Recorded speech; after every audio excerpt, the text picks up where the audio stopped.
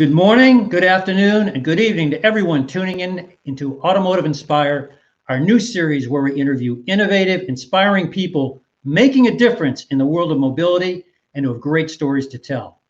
I'm Drew Winter, a principal analyst with Informatech Automotive Group, and I'm here today with Olabisi Boyle, Vice President, Product and Mobility at Hyundai. She is guiding the strategic direction of Hyundai's U.S. vehicle lineup and leading the mobility strategy, including connected car technology and future innovations. She has degrees in industrial engineering, mechanical engineering, and physics. She rose through the manufacturing and product development ranks at Ford and Chrysler, and then she moved to Silicon Valley and Visa Corp in 2017 to work on IoT and connectivity solutions for vehicle commerce before going back to automotive with Hyundai. Welcome, Olabisi. Thanks for joining us today. Let's first talk about how you got interested in a career in automotive. You have degrees in mechanical engineering, industrial engineering, and physics. How old were you when you decided you wanted to be an engineer? You know, I was born here in the States, but grew up in Lagos, Nigeria. And my father was an engineer, and he worked at IBM. And so I always knew, like, there's this thing called engineering, and it sounds really cool. I also tended at those ages to excel in math and science. So I liked math and science. I knew my father was an engineer. I knew it was something that you could do. And then by the time I was 16, we were back in the States. My parents got divorced and we were back in the States. And I started college at 16. The only thing I was going to do was something in engineering. And when I went to school, that's what the major that I started out with that I ended up getting was in physics. And so I'm probably about 10 years old. Wow. Okay. So now what people or events in your life made you want to be an engineer, or specifically an engineer in the automotive industry? That was kind of the next step of first finding the interest. So again, my father was an engineer, so I think I was going to go that way. My mom always talked about my father being an engineer, but my mom, she unfortunately passed away a few years ago, but she was the biggest mentor in my life. And she really pushed me for the things you excel in, the things you build up in, the things that you have a foundation for, pursue, no matter what the challenges are. So I'd say my mom was my biggest mentor. But as time has gone on, she still remains my biggest mentor. I call them the GOATs, the greatest of all time. People are familiar with that term. And one of the GOATs, who's actually my son's age, her name is Simone Biles. And, when I transitioned from auto and went to work at Visa, she was one of our Team Visa athletes. And I got the opportunity one day to show what we were doing in in-car payments to Simone Biles, one of our Team Visa athletes, and sort of go through all the in-car payment and show her how it works. And so it was a great time. And one of the things that I had appreciated from her before I realized Simone was going to actually be one of the Team Visa athletes, about a year earlier, she had won, as she does, a gazillion more gold medals. It was at some world championship. And she was really excited when she won these gold medals, and she was dancing around and really excited. And she got all this blowback on social media about, well, that's not the way to behave. You shouldn't do that. And I remember thinking, because I'm also a football fan, every time an NFL player scores a touchdown, he's dancing in the end zone, and no one says anything about this. They're like all clapping. Yeah. But she wins 5 gold medals, and she's supposed to be quiet about it. And so when I had this opportunity to meet with her in the car, they were filming all this, but we sort of went off script a little bit. And then I said, I have to tell you the secret. I so posted what you were talking about because it happens in industry. Sometimes you'll get a promotion or a job, and people are mad you got the promotion because, oh, why did he or she get it? And it's usually based on the work that you've done, and that's why you got the promotion. And you're supposed to be quiet about it. Or you're supposed to, yeah, you got the job, but don't actually act like you got the job. And so I related to that. And so we as women were sitting in there in the car discussing that. And it was just such an impactful moment, because as amazing as she is, she still has to apologize or feel like you have to apologize for winning 5 gold medals. And it was just something that we could connect with. And so I really learn from this person that's my son's age, from that perspective. So, another person that I've had the opportunity to work with and I've learned from in the auto industry, Leland Melvin. Now, this is someone who's been to space as well. Not a billionaire, but has been to space. He's kind of did it the old school way. But before this, he was in the NFL himself. So this is someone who had a career in the NFL, finished that, and decided, career number 2, I'll become an astronaut. How can you not be inspired by that? And so just so much that you get to learn and sort of share with him. And I got to talk to him when I was here at Hyundai, sort of share some of the things we're doing in battery EV and fuel cell and he could relate to some of the fuel cell opportunities as he's been in his astronaut career. And then another person that's been really influential is that I really admire is Magic Johnson. When I was at Chrysler, I was the head of the Chrysler African American Network. And what I loved about him is everyone knows his great career at Michigan State. Everyone knows his great career with the Lakers. And that's what I knew about him. Then when he came for this experience, we got to hear how he became this entrepreneur, multimillionaire that even took his career a level up. And again, everyone learns new industries, the transition going from auto to fintech and Visa to coming back to auto, and how you develop as you go in your career. You just learn so much from these great people. My mom being my biggest mentor, going into engineering because my father did that, and these great goats that I feel I've learned from. Wow, that's impressive. I'm now as Vice President of Product and Mobility at Hyundai North America.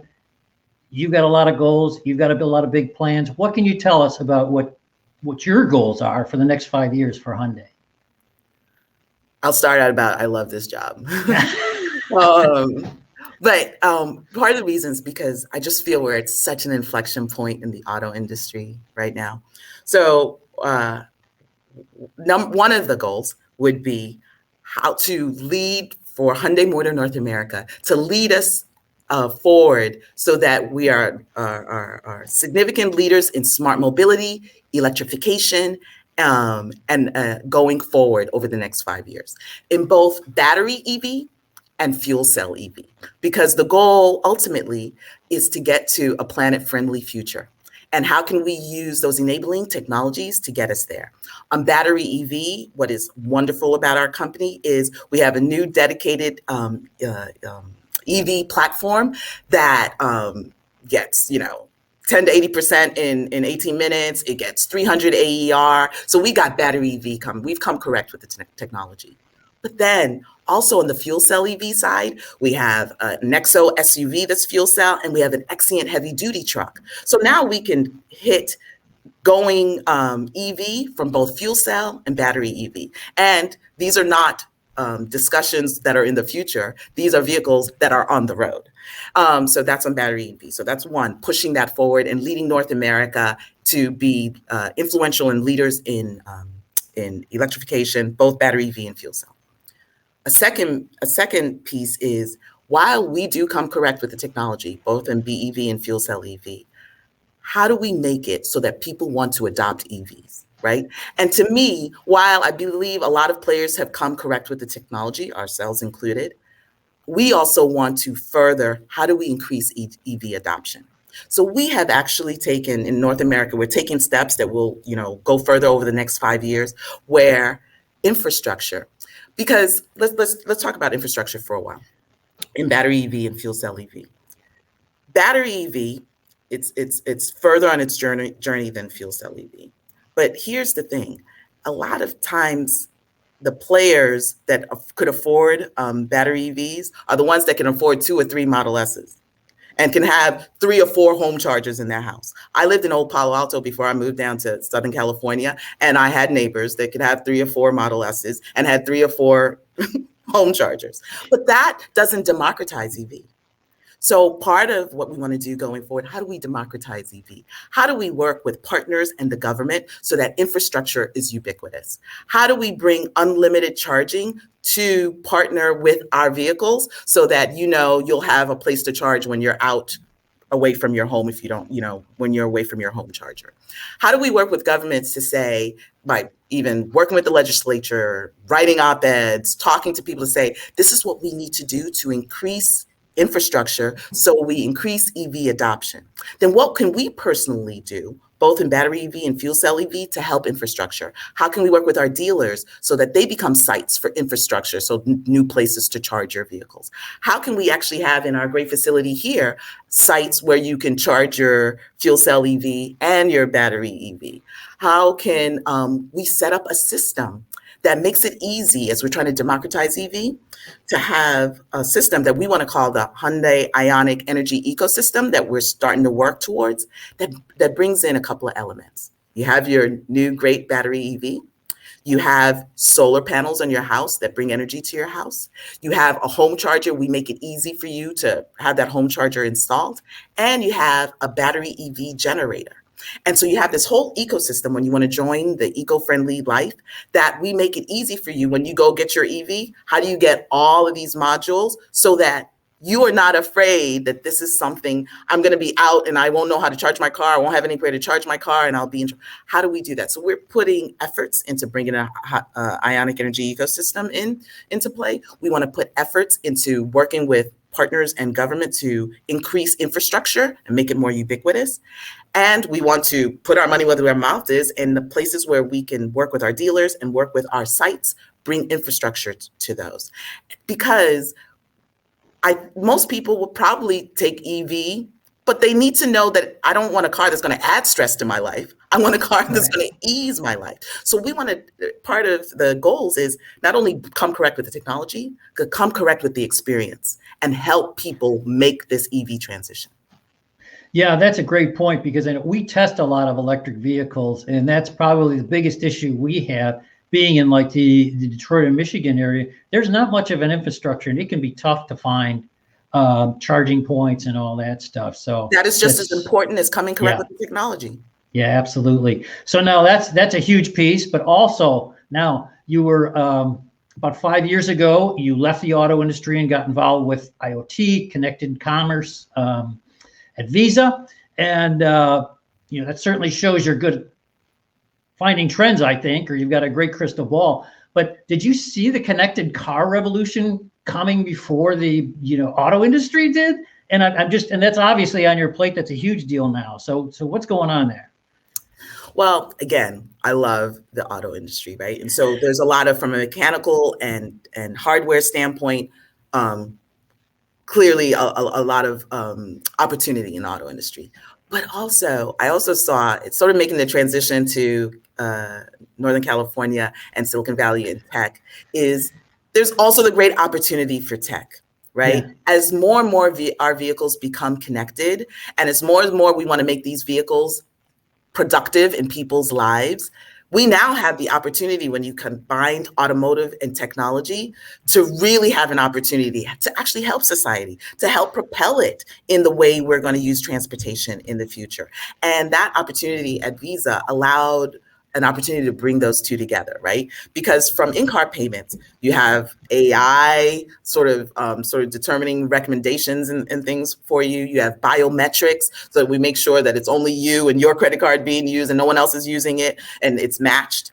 We have tokenization to make a virtual credit card and make sure that your credit card number can't be stolen. And then you have all the software that you have to bring to the connected car to make all of these work together. And so it was just a great opportunity to bring those together. And now that I'm back at Hyundai, and now that we have in-car payments in our first dedicated EV platform, Ioniq 5, it's just an exciting, and that's why the auto industry is so exciting, and why I wanted to have this conversation with you, Drew, because we're on the forefront of bringing technology and auto together. And basically, auto companies are now smart mobility tech companies. And we have both the hardware and the software. And you have experts that can bring the two together to propel us or how we are going to get from point A to point B in the future. Yeah, I know. But what's kind of happening now is the consumers are living in two worlds. They sort of have the world of their phone and the world of their car. Mm-hmm. And, they change phones every 2 or 3 years or whatever. They keep their vehicles for, 5, 10, 15 years. So over-the-air updates going to solve this issue for consumers so there isn't like a big disconnect with their devices, or what do you see happening with this connectivity? So I do think OTA is very critical in sort of propelling us to this future that people expect, because now you'll be able to update the head unit and update the software on over-the-air basis, right? And so again, and when you talked about the earlier question, one of the goals too is how do we get all our vehicles, Hyundai and Genesis, to 100% connectivity so that we can have OTA, we can have our maps updated, and we'll learn as we go through that to make it user-friendly, to make it in a way that it's, supportive of the way people are using their vehicles. But OTA is going to be quite critical in that, and that's already part of our strategy as we move forward over the next 5 years. Okay, so women and people of color historically have been underrepresented in automotive and the tech industries. It's no secret. You've worked in both these areas. What have been the biggest challenges you faced in pursuing your career in both these tough environments? Yeah, Drew. All right. And I'm sure there's some people out there that maybe can relate. So I do think, because I've been in this, I'm an old lady now. I've been in this industry like 30 years. But I do think sometimes people will underestimate you. Like, can she really do that job? Why did she really get that job? So that's one. Two, it's a little bit disheartening when you've like really built yourself up, worked hard, come in with a smile on your face every day, do the challenges, and then people diminish that you should get that job. So you have a lot of sort of mental things to sort of like have to put that aside, right? Also, it can be really isolating because while the boys got someone else to hang with, a lot of times you have no one to hang with. So already they're diminishing your accomplishments. Already you have to go like, I just have to put that to the side. And you have like not many people to talk to. And so you have to be mentally strong to sort of make it to the other side of that. It's a lot easier for me now because I've built myself up. I've accomplished some things. So it'd be very hard to, if you want to be upset that I got XY job, when I was younger, I'd be like all upset and try to do things so that you're not upset. Now I'm just like, you might need to get some therapy. And so, but I wasn't like that. And so you have to kind of grow through that. And so those are some of the challenges that you have to go through. And it can be tough. It can be tough. What I want to do is, as I see people I bring in that are going through a challenge, I try to be like, look, this might happen. This might happen. This is probably what you want to do to get around that. The thing that I also found, though, is in general, most people are good-hearted. And even if they had biases about you, if you are built up, people see you come in correct every day. They see that you're working to get your deliverables accomplished. They see that you were able to handle something for them that they couldn't handle. In general, people will overcome that, and there will be people to support you. Sometimes, though, in our heads, we listen to the loudest voice that sort of implied that maybe you don't deserve that job or whatever the case may be. And it takes some time to kind of get over that. You'll find 95% of people support you, and there's just one really loud voice that's making it known that they're unhappy that you got that job. And you'll listen to the 5% instead of the 95. And so it takes some time to get over that. But the biggest thing that you can do to get over that is don't listen to the noise, come in every day, focused on your deliverables, be built up, get new knowledge, learn from your mistakes, be humble about your mistakes. Say, yeah, on that one, I was flat on my butt, but this is what I'm going to do so that doesn't happen again. Be happy. We all make mistakes. Nothing wrong with that. What's wrong with it is when you don't learn and you're not humble about it. But be built up, not puffed up, and you will be able to ignore the naysayers, the people who are upset for ridiculous reasons because you got the job, things like that. Yeah, that's really good. I mean, I've spoken now to so many senior people who were like their whole careers for 30 years. They were the only like black guy in the meeting, the only black guy in the room, the only black guy on the team. Mm-hmm. Yeah. Well, and then my next question was, how many black female engineers at any of these places you worked? How many other black female engineers have there been? Yeah. So because I also went to visa that, it wasn't mostly engineers, but the majority of my career has been engineers. Right. So if I say in the various places I've worked, when I was in Michigan, there are really solid female engineers, but they weren't at the top levels. Yeah. And they're quite capable of being at the top levels. Trust me. Because Okay. I noticed some of the peers of mine that were at top levels and they weren't Black female, and some of them are not capable and they're still there. And so, if that's the case, then let's promote some of the capable ones. So that's one. When I was more in tech and fintech, no Black women, just zero. And what I find here on one of the things that I really want to join Hyundai is our leader, Jose Munoz, very dynamic CEO. And on his leadership team, he has his chief communications officer is a Black woman. His head of product me is a Black woman. His chief marketing officer, Angela's Beta, she's a female. And then head of Mexico, Claudia. So I was shocked. I kind of know sort of the leadership of, or not know them personally, but understand the leadership of many auto companies, and you just don't see that. So amazing. Head of EVP of sales, a Black man. So I think we can do better, and I will work to do better with, in lower levels in the organization, but it was a pretty diverse leadership team. Okay, that's encouraging. So, we've talked already quite a bit, but if you could really name what, your really proudest achievements, you've been around for a while, what are your proudest achievements so far in your career? So in being in different places, as I go through a career, being chief engineer of the minivan, love that when I was in Michigan. Working on in-car payments at Visa and being able to bring tech and auto together, love that. And the thing I love about my Hyundai job, being able to lead North America so that we can be leaders and influential in what we do in terms of electrification and mobility and battery EV and fuel cell EV, love that. The thing I've loved throughout my entire career is I have got to spend time with the most competent, smart, resilient, persevering people and leaders throughout that entire time. So it's just been amazing from that perspective. Wow. This time's going fast. Everybody wants me to ask this question. Many young people complain science and math, they're hard and they're boring, What advice can you give parents who want their children to pursue careers in STEM? All right. So I might be a little biased, but I am a parent. I've raised,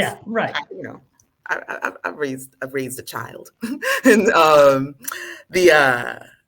so I'd say this. Auto is glamorous and exciting. So let me tell you. So part of my job, I get to drive various vehicles home, and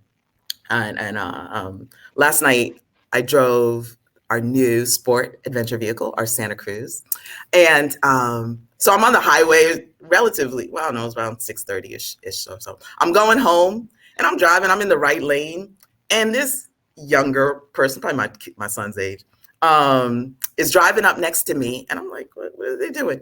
And then I see him holding his camera outside and lowering the passenger window and taking a picture of our new Santa Cruz. And I'm like, well, I'm happy he's excited, but sweetheart, that's dangerous. Yeah. And then I change lanes, and I go over to, forgive me, I think that's my desk phone that usually doesn't answer.